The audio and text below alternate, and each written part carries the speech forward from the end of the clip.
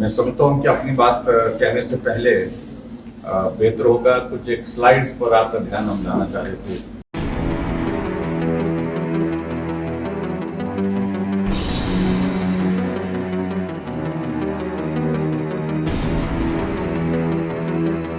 इसीलिए कांग्रेस पार्टी ने तय किया है कि सरकार आने पर 1500 रुपए आपको आपकी सहायता के लिए दिए जाएंगे, हर माह दिए जाएंगे।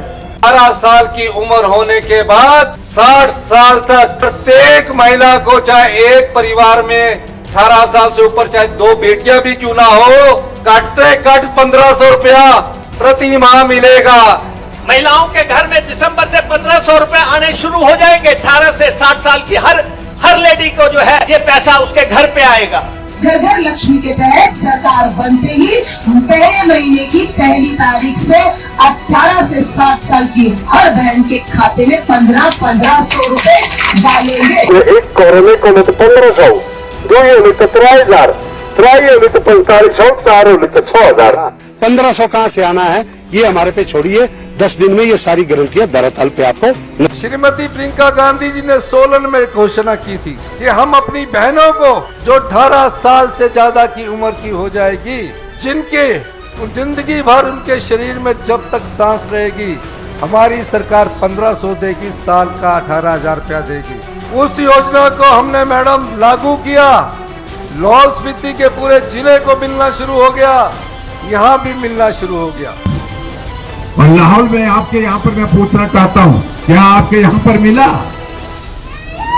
जोर से बोलो भाई, कैमरा सर्व करिए थोड़ा सा। नहीं मिला? मिला? नहीं मिला? नहीं मिला? अरे वो तो पूरे प्रदेश भर में गला फाड़ फाड़ करके बोल रहे हैं कि जाओ लाहौल स्पीति जाओ। आपको 1500 मिले, किसको 1500 मिले? किसी को भी नहीं मिले। हम बिना 1500 वाले। 1500 मिले आपको? नहीं मिले। आप बताइए, 1500 मिले आपको? नहीं जी, नहीं मिला, कुछ नहीं दिया उसने, पैसा भी नहीं दिया। हाँ, आपको 1500 मिले ना? मुख्यमंत्री से कोई अपील करना चाहेंगे? कुछ नहीं।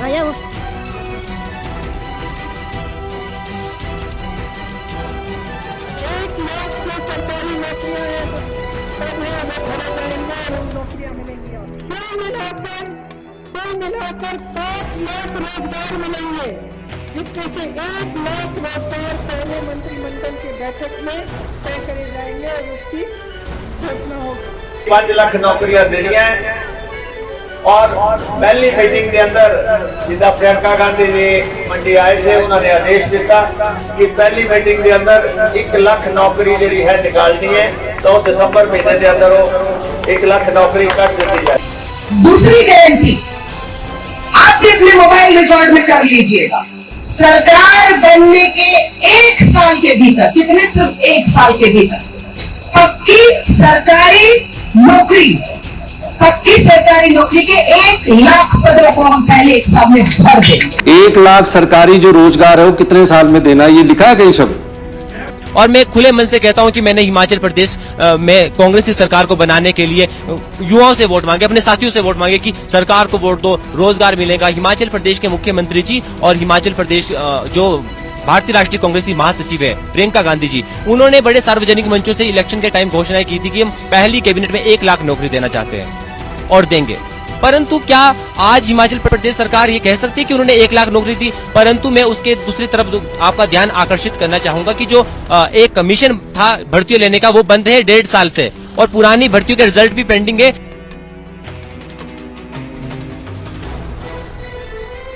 300 यूनिट तक बिजली बिल हर महीने माफ किया जाएगा, मुफ्त में बिजली मिलेगी 300 यूनिट तक के। 100 यूनिट बिजली आपको फ्री मिलेगी, यानी कि कोई बिल नहीं आएगा।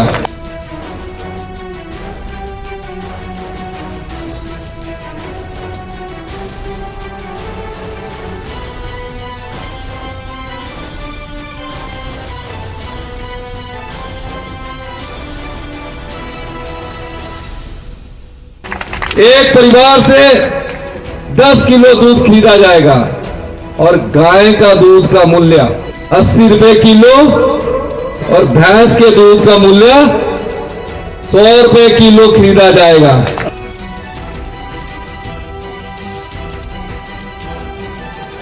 2 रुपए किलो के हिसाब से गोबर भी खरीदेंगे।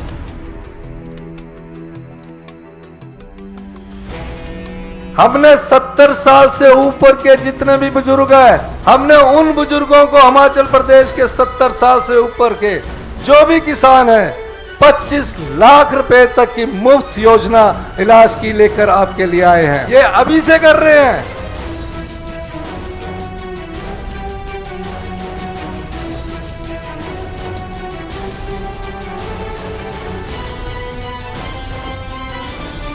नहीं, मैंने तो इनकार कर दिया है। मैं इस स्थिति में नहीं हूँ। मैंने सिर्फ एक एमपी फंड बांटने से कोई इलेक्शन नहीं जीता जा सकता।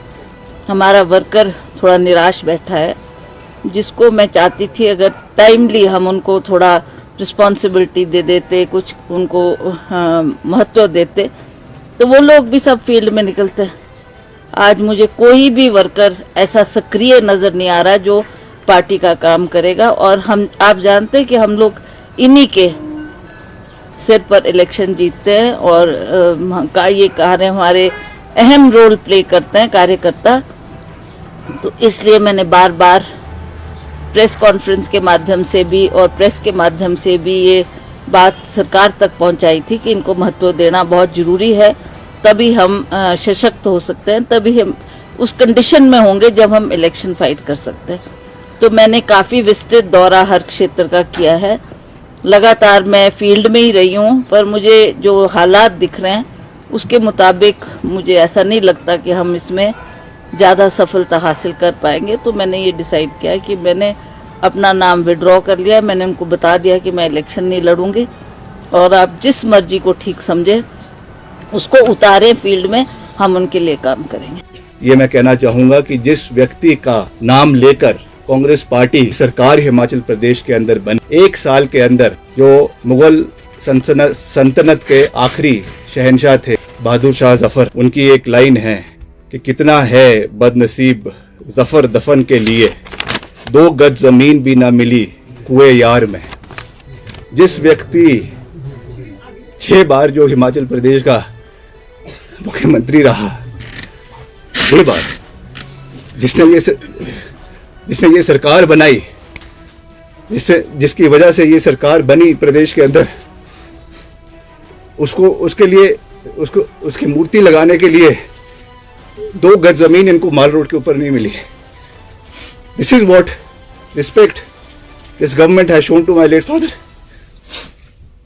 कांग्रेस पार्टी लगातार अपनी गारंटियों का जिक्र कर रही है।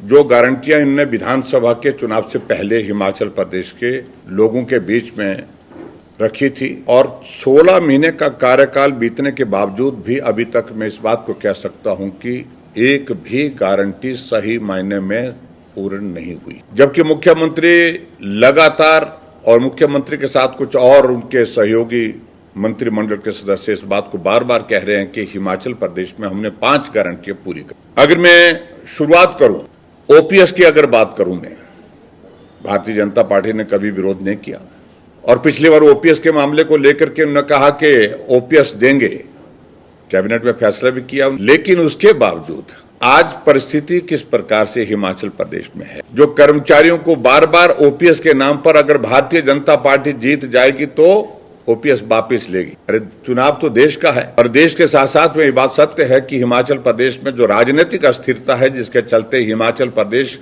का भविष्य संकट में है, और जिस सरकार की बचने की संभावना नहीं है हिमाचल प्रदेश में, इस बात को लेकर के अपने आप ही कह रही है कि भारतीय जनता पार्टी आएगी तो ओपीएस बंद करेगी। मैं इस बात को बड़ा स्पष्ट करना चाहता हूं कि एक तो भारतीय जनता पार्टी की ओर से हमने पहले भी स्पष्ट कर दिया है कि हम बदले की भावना के साथ, राजनीतिक प्रतिशोध के साथ काम करने वाले लोगों में से नहीं हैं।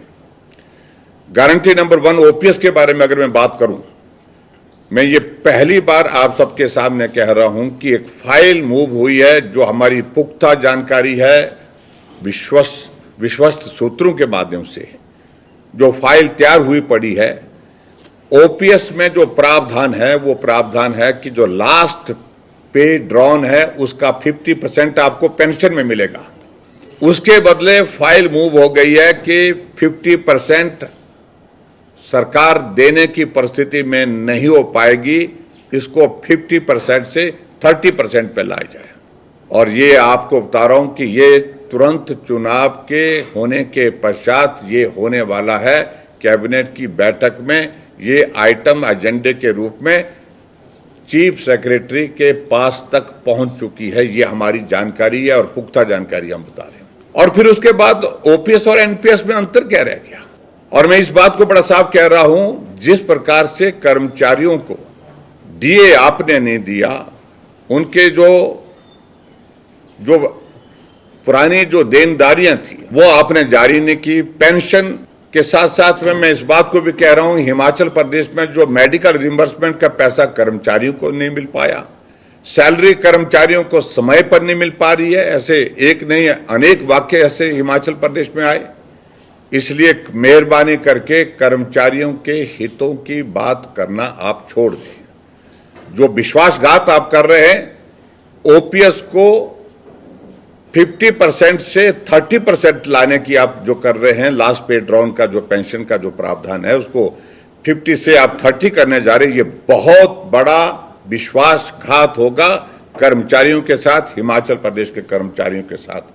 और इसलिए मेरा कर्मचारियों भाइयों से इस बात के लिए विशेष निवेदन है, आग्रह है कि ये होने जा रहा है, आप सतर्क हो जाइए। इतना मैं निवेदन करना चाहता हूं। एक तो ये बात है।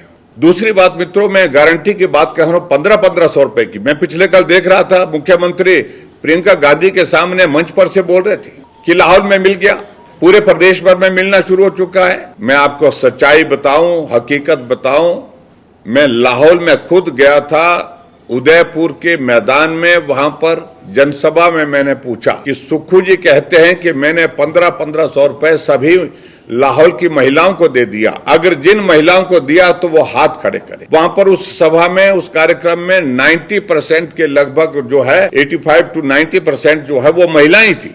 और वो महिलाओं ने हाथ खड़े किए। मैंने कहा हाथ खड़े होकर के स्पष्ट नहीं हो पा रहा है, जिनको मिल गया है 1500 रुपये वो बैठे रहे और जिनको नहीं मिला है वो खड़े हो जाए। महिलाएं सारी की सारी खड़ी हुई और हाथ हिला करके कहने लगी कि कुछ नहीं मिला, किसी को नहीं मिला। और आप राष्ट्रीय अपने नेता के सामने सभाओं में बोल रहे हैं कि हमने 1500 हमने हिमाचल प्रदेश में महिलाओं को देना शुरू कर दिया। चंबा आप जाते हैं तो कहते हैं कि मंडी में हमने देना शुरू कर दिया, मंडी आते हैं तो बोलते हैं हमने कुल्लू में देना शुरू कर दिया, कुल्लू जाते तो कहते हैं हमीरपुर में देना शुरू कर दिया। कितना झूठ बोलेंगे? आज तक के से झूठ की सारी सीमाएं लांघ दी मुख्यमंत्री ने, जिस तरह से मुख्यमंत्री उप मुख्यमंत्री दोनों ने। और इसके अलावा जो बाकी सारी चीजों को लेकर के जो जितनी भी जो गारंटी, क्या गोबर की गारंटी आपने पूरी की? क्या आपने 300 यूनिट बिजली फ्री देने की गारंटी को आपने पूरा किया? नहीं किया। आपने क्या वो कर्मचारियों नौजवानों के लिए कहा था कि हिमाचल प्रदेश में पहली कैबिनेट की पहली बैठक में 1 लाख नौकरियां निकाल दी जाएंगी और 5 साल में 5 लाख सरकारी नौकरियां देंगे? क्या एक आदमी को नौकरी आपने दी? जब से सरकार बनी है स्टाफ सिलेक्शन कमिश्नर हमीरपुर बंद पड़ा है, सारी भर्ती की प्रक्रिया बंद पड़ी है। अगर वहां पर किसी ने गलत किया है उसके खिलाफ कार्रवाई करो, दोषी है उसको जेल की सलाखों के पीछे डालो, कौन मना कर रहा है? लेकिन नौजवानों का भविष्य आपने तबाह कर दी। हजारों की संख्या में, लाखों की संख्या में ऐसे नौजवान जो अपनी तय सीमा को ही जो है अपनी आयु की जो है वो नौकरी पाने के लिए वो पार करके, जिनको जिंदगी भर अब नौकरी नहीं मिलेगी। अगर इसका दोष किसी के ऊपर जाता है तो कांग्रेस के गवर्नमेंट के ऊपर जाता है। और आगे झूठ बोलने का एक और एक नमूना आपके सामने आ गया। मुख्यमंत्री जी हमीरपुर में गए, एक विधानसभा क्षेत्र में जहां उपचुनाव भी हो रहा है, और उस वहां पर जाकर के उन्होंने भाषण दिया कि 55 लाख रुपए जो यहां मिले हैं वो भारतीय जनता पार्टी के अमुक नेता के, जिनने गद्दारी की है, जो पैसे के लिए बिक गए। हमने अधिकारियों से, प्रदेश के अधिकारी, पुलिस के अधिकारियों से, जिला के प्रशासनिक अधिकारियों से पता करने की कोशिश की, क्या सही मायने में सीजर हुआ है? अगर हुआ है तो कहां हुआ है? अगर हुआ है तो कब हुआ है? अगर हुआ है तो कितनी राशि उसमें, कितना पैसा उसमें पकड़ा गया है? अगर हुआ है तो क्या एफआईआर दर्ज हुई है? ना कोई सीजर अधिकारियों ने, ना कोई सीजर हुआ है, ना ही वो पैसा जो है वो पैसे की कोई रिपोर्ट इस तरह की आई है, ना ही कोई गाड़ी पकड़ी गई है। तो आखिरकार मुख्यमंत्री सुखविंदर सिंह सुक्खू जी, आप बताइए तो सही आप प्रदेश के मुख्यमंत्री हैं, अगर ये 55 लाख रुपए मिला है तो किसको मिला है? अगर आपको मिला है तो क्या आपने वो पैसा जमा किया तो किस थाने में किया है? अगर ये सीजर हुआ है तो उसके पास इसके सबूत है, इसकी FIR हुई है? आप किसी के ऊपर भी इस प्रकार के झूठे आरोप लगाने के लिए पूरे प्रदेश में बदनाम हो चुके हैं, झूठ बोलने के लिए बदनाम हो चुके हैं। इस बात को मैं बड़ा साफ कह रहा हूं। अब मैं विशेष तौर से 2-4 बातें जो मंडी लोकसभा क्षेत्र के संदर्भ में करना चाहूंगा, और वो इसलिए करना चाहूंगा कि मंडी से हिमाचल प्रदेश मंत्रिमंडल में जो मंत्री हैं विक्रमादित्य जी, वो चुनाव लड़ रहे हैं कांग्रेस पार्टी। आज तक वो स्पष्ट नहीं कर पाए कि जो पत्रकार वार्ता है आपने, जिसमें आपने जिक्र किया है कि मेरे पिताजी, पूज्य पिताजी का फोटो हर पोलिंग बूथ पर लगाए गए, उनके नाम से हिमाचल प्रदेश में कांग्रेस पार्टी की सरकार, और कांग्रेस की सरकार में अपनी पार्टी के मुख्यमंत्री से जब मैंने गुहार की कि उनके दुखद मृत्यु के पश्चात हम सब परिवारजनों की इच्छा है कि उनकी प्रतिमा लगाई जाए शिमला के रिज के मैदान में, लेकिन वो अनुमति अभी तक नहीं मिल पाई, और नहीं मिलने के कारण मैं समझता हूं कि मेरा मंत्रिमंडल में रहने का कोई औचित्य नहीं है, मैं त्याग पत्र देता हूं। क्या उस त्याग पत्र का हुआ? आपने त्याग पत्र दिया है और ये कह करके दिया है कि उनके पिताजी का अपमान हुआ है, उनकी भावनाओं का अपमान हुआ है, और आज अपनी स्थिति को स्पष्ट करें। दूसरी बात, कांग्रेस पार्टी की प्रदेश अध्यक्षा प्रतिभा सिंह जी ने प्रेस कॉन्फ्रेंस करके कहा है कार्यकर्ताओं के काम नहीं हुए, हमारे कार्यकर्ता एडजस्ट नहीं हुए, विधायकों के काम नहीं हो पा रहे हैं, सांसद निधि से ही मात्र चुनाव नहीं लड़ा जा सकता है, नहीं जीता जा सकता है, इसलिए मैं चुनाव लड़ने से मना करती हूं। इन सारी चीजों को भी स्पष्ट करें।